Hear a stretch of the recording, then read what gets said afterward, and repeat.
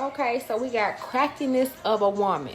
So I want y'all to clock this church T, right? So you have your virtuous woman of God that they talk about in Proverbs 31, 10 and 12, right? And it says the virtuous woman, for her price is far above rubies. The heart of her husband doeth safely trust in her, so that he shall have no need of spoil, right? So you got your virtuous woman, right? That's the craftiness of a woman. A woman knows what her duties are and what she's supposed to do.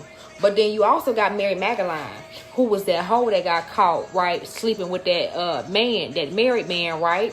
And all the people tried to judge her, right, like they ain't never did no sins before, like you ain't sleeping with somebody's husband or somebody's baby daddy, or sleeping with whomever, right? So then you have that type of craftiness of a woman who would slip right into your bed, which is not right, because guess what? Sis gonna have to learn on her own how hard it is by doing those things, right? But hold on, then you got Naomi, Ruth, and Oprah, right? So Oprah was sent back home, right? Naomi was the mother of two sons, right? So Ruth and Oprah were married to her sons, but make a long story short, they died, right? So by Naomi being the woman that she is, she both tell both of these ladies, listen, I can't nothing I can do for y'all, right? I'm gonna go ahead and send y'all back home to y'all family members. May you find a husband there, because I can't be your husband, and also know I can't only be your husband, I can't provide any children for you, right? So Oprah went on and left.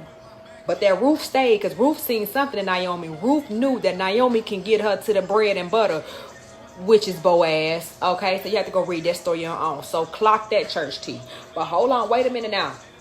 Let us take a little turn real fast. Now clock this, Tamar and Judah, right? So Tamar was married to one of Judah's sons, which is the oldest son, right? But God killed him simply because he was evil. So Tamar wanted a baby, right? She wanted a baby that bad, right? So the father like, look, I'm gonna send you my eldest, I'm gonna send you my baby son, right? So when the baby son went to go and dab and twine with Tamar, right? Instead of him, going inside of her, they said he went on the floor, right? I'm like, what dang?